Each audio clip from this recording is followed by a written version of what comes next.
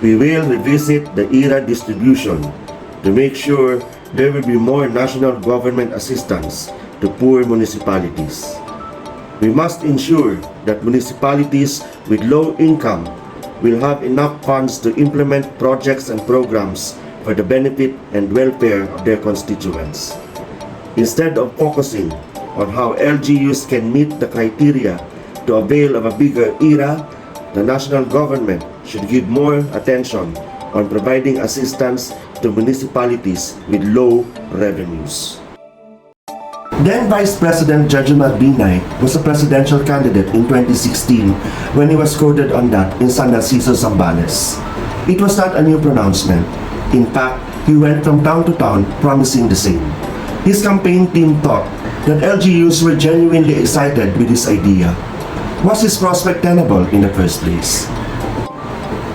There are studies that link the aspired decongestion and urban renewal of Metro Manila to increase socio-economic development in the provinces.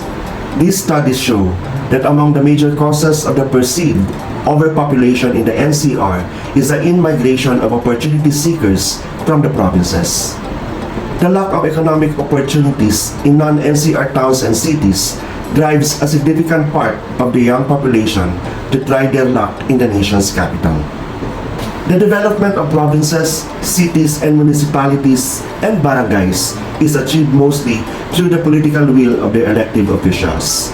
This political will is crucial, especially when it comes to the utilization of the local government unit's National Tax Allocation or NTA, which is more popularly known by its former name, Internal Revenue Allotment or simply ERA. Binay thought that there are LGUs that need more NTA, hence his campaign promise. National Tax Allotment is the term that replaced Internal Revenue Allotment in 2022. The change was covered by Treasury Circular No. 6-2022 dated 7 November 2022 and has since been widely adopted by Congress, other concerned departments and agencies, and the LGUs. Originally created as ERA through RA 7160, otherwise known as the Local Government Code, NTA is a 40% share of LGUs in the national internal revenue taxes based on the collection of the third quarter preceding the current fiscal year.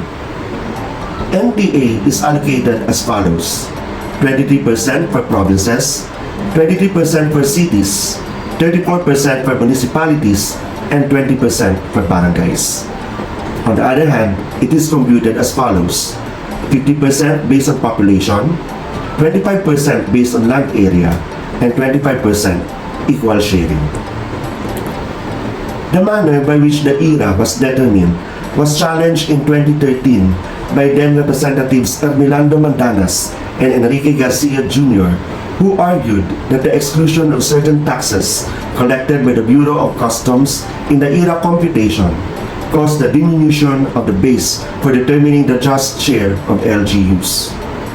Known as the Mandanas-Garcia ruling, the Supreme Court held with finality on 10 April 2019 that all collections of national taxes, except those accruing to special purpose funds and special allotments for the utilization and development of the national wealth, should be included in the computation of the base of the just share of LGUs.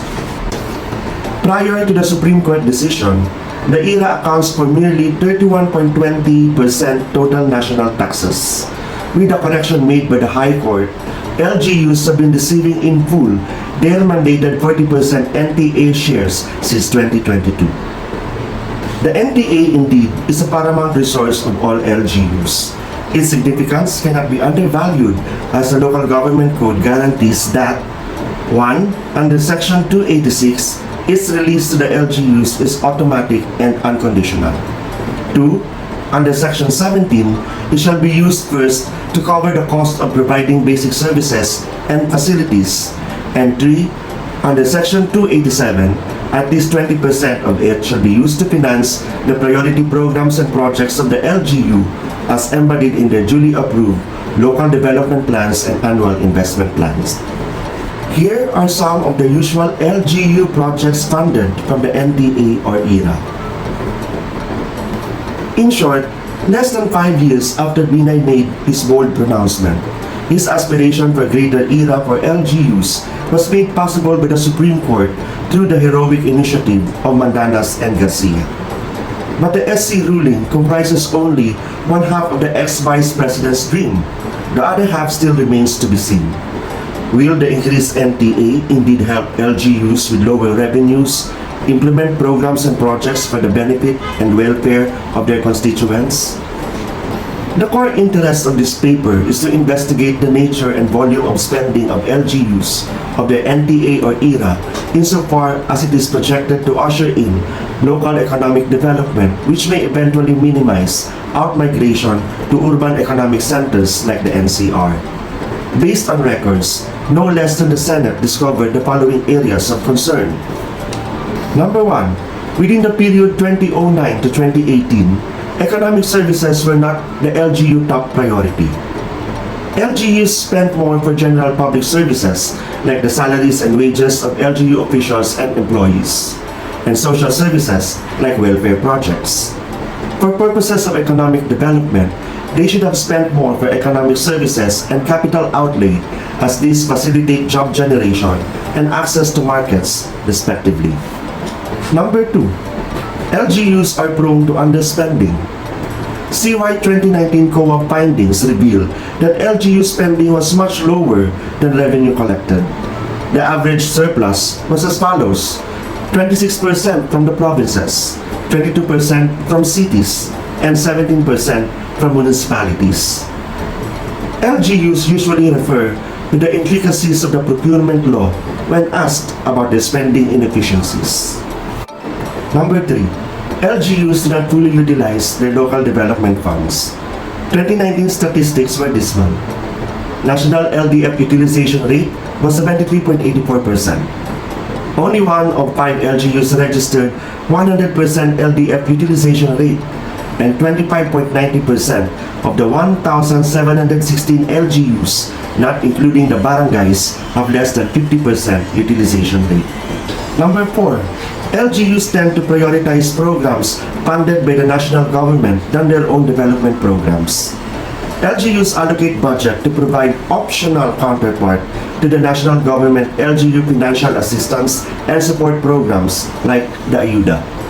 This leads to redundancy of service as well as opportunity cost to local infrastructure development, for instance. Number 5, LGU budget spending is burdened by the usual administrative inefficiencies such as, but not limited to, limited implementation capacity, inadequate planning and program prioritization, weak competencies in public financial management, lack of manpower, and process bottlenecks. The Senate therefore recommended the following. First, reduce the estimated infrastructure gap in local roads. As of 2017, there were 47.42 unpaved local roads. Its estimated construction cost, around 133.30 trillion pesos, could be financed out of the post-Mandanas NTA. Second, reduce unnecessary budget allocation. Consider allocating more budget for economic services and capital outlay than for those without prospect of recoverability. Whenever possible, gradually eliminate the Ayuda mentality. Third, support LGU capacity building. There should be a heightened collaboration between the national government and the LGUs as a primary step towards improving decentralization and enhancing local service delivery. Fourth, target national government subsidies toward disadvantaged LGUs. In this respect, Binay was right. Fifth, strengthen monitoring and evaluation mechanisms. Government has to actively look into COA audit findings, especially notices of disallowance, in order to put in place policy measures that will not expose the NTA and other local revenues to political abuse. Sixth and finally, establish a well-functioning credit financing system in the country by easing the restrictive provisions of RA 7160 on increasing LGU own source revenues, reformulating the NTA to use a more appropriate baseline to accurately determine proposed variables such as LGU expenditure needs, and rationalizing LGU credit financing by trimming down on documentary requirements.